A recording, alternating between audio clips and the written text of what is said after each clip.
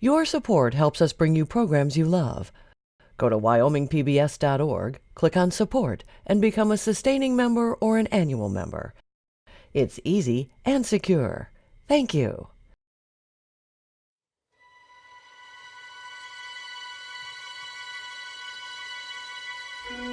If you were in Wyoming on August 21st, it's a good bet that you'll remember the great American solar eclipse for a long time. Wyoming Chronicle shared our few moments in Totality with a Space Shuttle astronaut, the wife of a former Space Shuttle commander, a solar physicist, and an astronomer, and we wanted to share their insights with you. All right! Beautiful! Look at the streamers! Remembering the great American solar eclipse. Next on Wyoming Chronicle.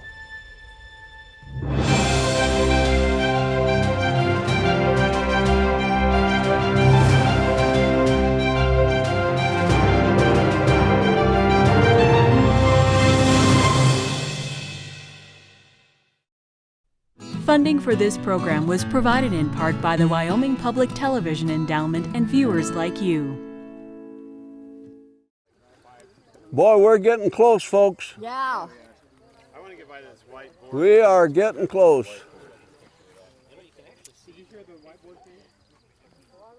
Oh, wow.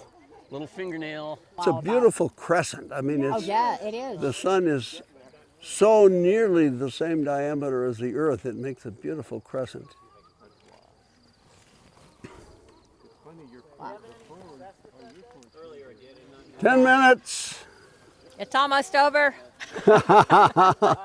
Crickets, hey, listen. Everyone, Hear the crickets coming out?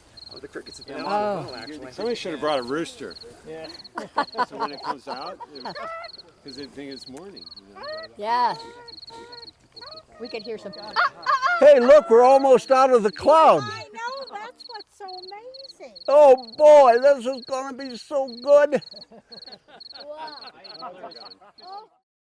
Audio sunshine. Close to totality. Dark. Oh, look at this. It's gone. That is neat. All right, all right. Beautiful, look at this. Is that just incredible or what? Look how dark it is, John. Look around, man. That is The so stars out, beautiful. the satellites, everything. And look, you got a planet up here too. Look at it, you can see the corona. Look at the little things off the sides of it. Oh Isn't yeah, that great? look, the planet up here. Remove your glasses. It's And look at the clouds at the horizon. Isn't that incredible? And I declare us officially free of clouds. We are not. That is the best eclipse I've seen. In terms of coronal structure, Yeah. that is gorgeous. Yeah. Dick said there would be there's a lot of activity on the edges, I guess so. Yeah. Yeah, and look at the clouds at the horizon. Oh, the bird. Yeah. That is cool. Make That it is last, cool. Scott. Make it Yeah. last. You gotta hold it right there. Hold it right there. And there's no clouds. come here. There are stars right next to the sun that you see. I don't know. I'm not impressed. I don't like it. I'm really disappointed. Did we don't like get it. lucky? I don't know. It couldn't. I don't think so. That's the best eclipse I've ever seen. Okay, that's saying something, because I know you've been to one. Yeah. Man, the silhouettes. Really? It's so good. Here comes the sun. Oh, there goes the sun. Oh, yeah. Okay, get ready for the diamond ring. What's the diamond ring? That's where the very first appearance of the sun beyond the moon, and it's a bright spot, so it looks like a diamond We ring. have our glasses back? Then you'll need to put your glasses up pretty soon. Depends on whether you want to ruin your eyes or not. Mine don't work all that well to put them in any risk. Oh, wow, look at that beautiful streamer going straight up. Oh, There's a diamond ring. Now look for shadow bands. Wow. Classic diamond ring, huh? I don't see any shadow bands. I don't see those. I didn't see it. Boy, this was a performance. Yay, good work, guys. The scientists got it right. Yeah, NASA did that. Did you see it? Boy, it's amazing how it just a little bit makes. It's like totally light now. It is amazing. amazing. Amazing, yeah. And as we've just experienced the total eclipse here in central Wyoming, we are pleased to be joined by a wonderful panel who we're going to have reflect on what we all have just seen. We're at the moment of fourth contact. In other words, the eclipse is just ending. Welcome everyone to Wyoming Chronicle. It's a pleasure to have you all. Marie Fullerton, Right. whose husband Gordo was the pilot of STS-51F. Dr. Lauren Acton, he was a payload specialist on that mission, a solar physicist. David Lemignon, Dr. Lemignon, pleasure for you to be with us. You're an astronomer. That's correct. And Dr. Scott Acton, who's been with us before. Scott, welcome back to Wyoming Chronicle. Great to be here. Continuing work on the James Webb Space Telescope. So what I want to do is go around the panel. Marie, I'd like to visit with you first. Okay. This is not the first eclipse that you have I think seen. it's my second one, but the first one. What did you looked think today? Through the pinhole. This was magnificent. Really magnificent. This, my husband flew lots of airplanes because he was also a test pilot, and some of the testing he did was with the DC-8 checking the ozone layer. And I'm thinking, you know, how we were able to see the sun without the ozone being all destroyed. And to know how we on Earth have to be so careful with keeping the Earth for the next generation and generation after that. Just being very careful. Dr. Acton, you exclaimed at the end of Totality today that this was one of the best eclipses you have ever seen. I have traveled to, this is the number 6. Wow. One of them I didn't see at all because of clouds and the Big Island in Hawaii in 1991. This was absolutely the best eclipse of all of them. And tell me what made it the best for you. The thing that made it the best for me was the structure of the corona. They had these beautiful long streamers showing, and I hadn't expected that. Sometimes you just get a sort of a round corona. This had all this nice structure which reflects the magnetic structure of the sun's atmosphere. And then at the very end of Totality, the diamond ring, when the piece of the sun peeps through a valley on the moon, was perfect. Normally it's kind of smeared out. This was just perfect.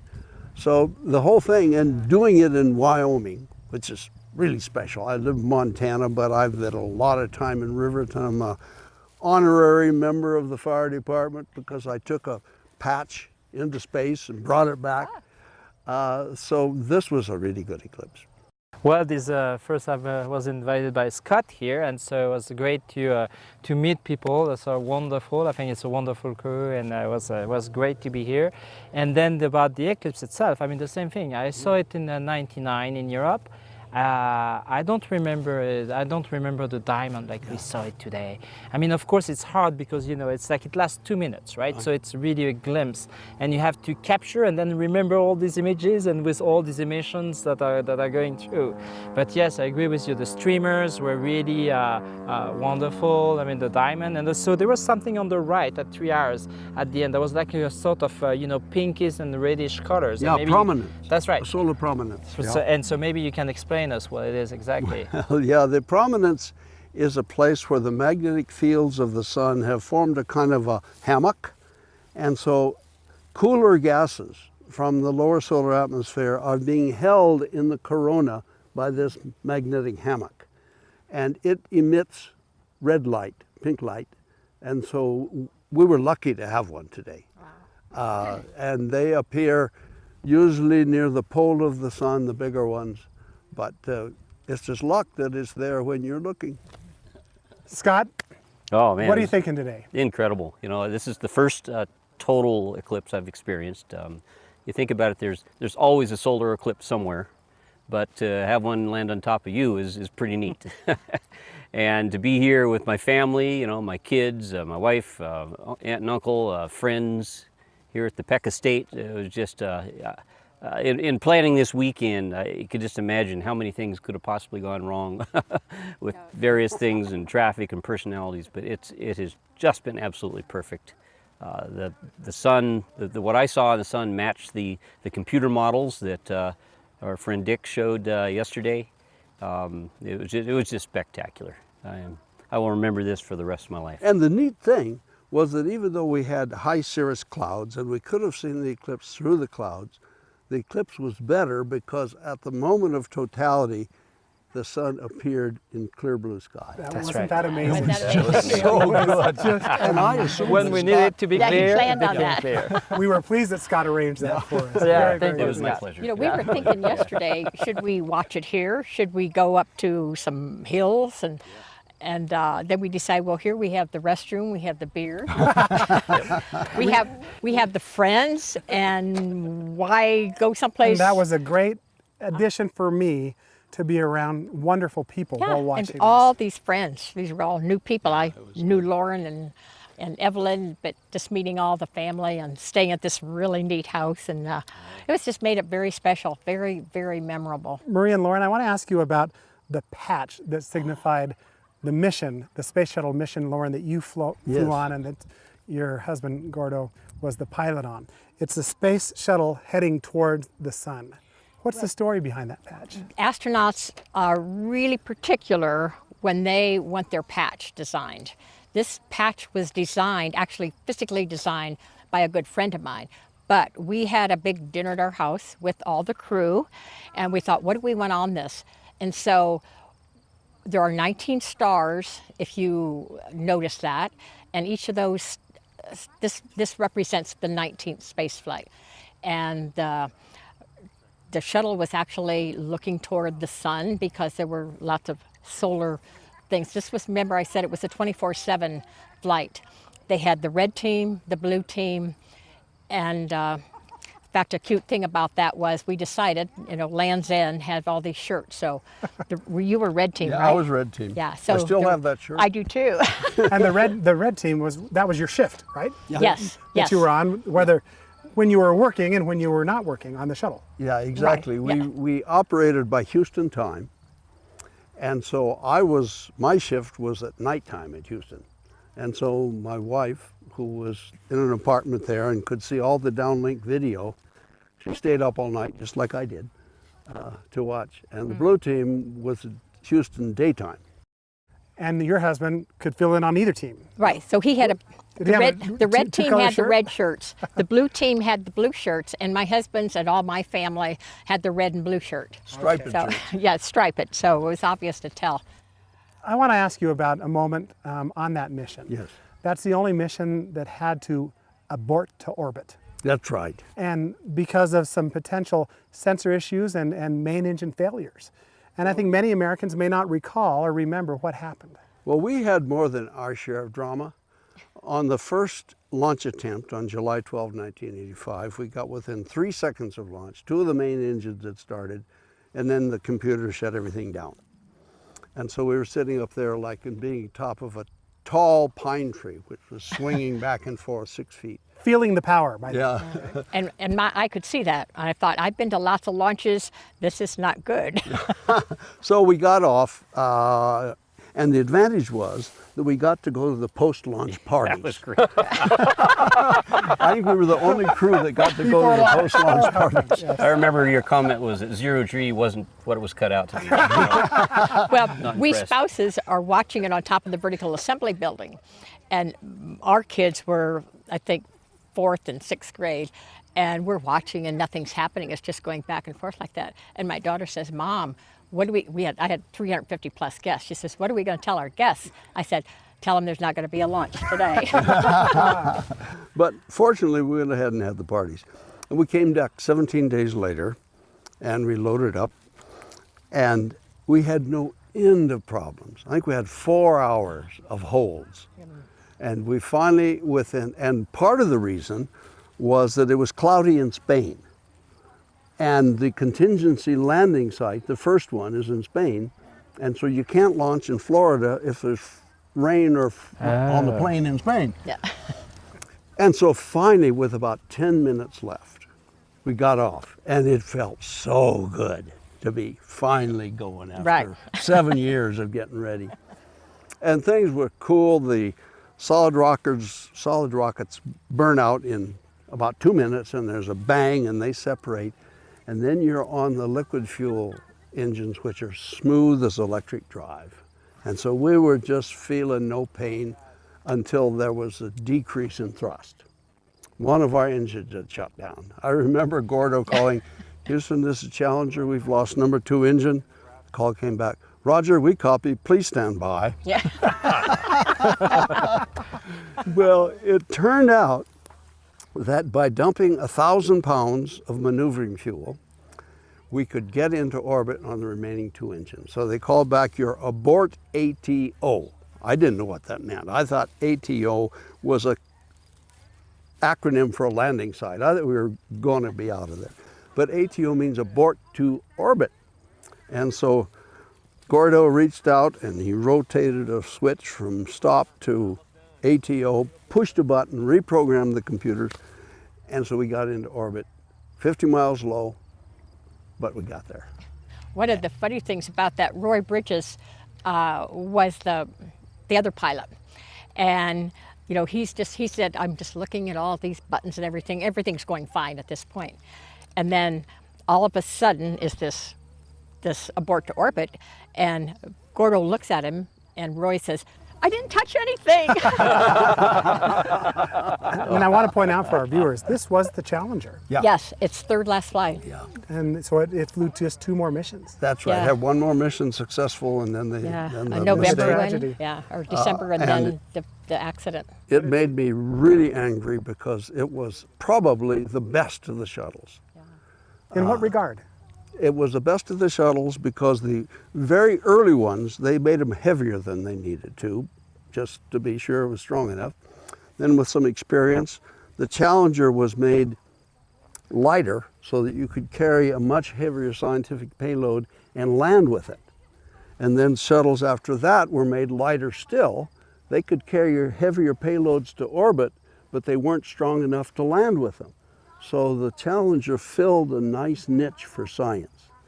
And so I was quite angry with that mistake. The only mission that had to actually abort to orbit Yeah. Right. in NASA history. The only one. David, I want to ask you, you're an astronomer, and today you must have been thinking about things maybe from a different perspective as a solar physicist. And so this to you in your work, how does it impact your work? Well, you know, I'm an astronomer, but actually I'm working more on instrumentation now than I'm working on the science. And I think what is great is actually think about, you know, what we say and we observe with the naked eye here. It's like, so, you know, how do we do and build better instrument to understand exactly what is happening? And I think that's an everyday challenge for the astronomers to tell us exactly what they are interested in, and we, the people on the instrumentation side, which is astronomer or engineers, are working more on trying to design the instrument that's going to have the performance and that actually can do what the astronomer really want to get, the sort of help them get the data they want, and that's really important. And so, you know, looking at the eclipse like this, I think it's like I was really looking at. It's interesting that there's always. You know, in this case, what you see is the things that are around the sun, right? And this challenge of high contrast imaging, for instance, is very something important, which is how are we able to image things that are close to something that is bright? And when you want to actually observe an extrasolar planet, you know, that's one of the challenges. You want to observe a planet that will be nearby a bright star. And of course, how do we do that from the ground or from the space is something that today is a challenge, and many people are working on that. So I was thinking about, you know, looking around the bright stuff there. It was very interesting. Yeah. Interesting. In fact, one of the concepts is to fly a large disk, maybe 50,000 miles away, and block out the light of the star. That's right. Yeah. And just like an eclipse. To just like we saw today. That's right. Absolutely. Yeah. Is there a shortage of enough mental strength and willingness and desire and power today of young men and women who want to be in these heavily math-based, scientific-based fields? Are we worried about that? You guys are world-class in what you do. Are we worried? I think we always worry. I think you know, I just spent a year traveling, you know, throughout at least half of the world anyway, or around it, and I'm very concerned about the lack of interest in science and technology that we have, particularly in the United States. Most of Europe, New Zealand, found it, was very fascinated, very interested. But I think we got to do anything we can. I think we should have one of these eclipses every day because it'll tend to get more people interested and maybe stop focusing on internally and start looking outward. And I think things like this will really promote that. Yeah, I think to echo on that, I think I was very pleased yesterday when I went in town, in Riverton here, and I could see actually in the park, people were talking about the eclipse, and I felt like, wow, this is great because it's a scientific event, and it's not so often that you have people excited about a scientific event. Of course, it's a natural event. Maybe it's not a scientific event. I should say it's a natural event, right? But it's really seen through the prism of, okay, what's happening there. People know it's the moon that is, it's like we're not like 1,000 years back where, people didn't know about that. And we take it for granted. But it means also there is, we are always, a city, on today's knowledge is really based on, what we learned before. And it's great to see that, of course, it's basic science, but people are enjoying it, it's very, and I like that, going in the park and looking at and, yeah. Lauren, what are we learning about the sun still today? The question that we've had during my scientific career is to try to understand solar activity.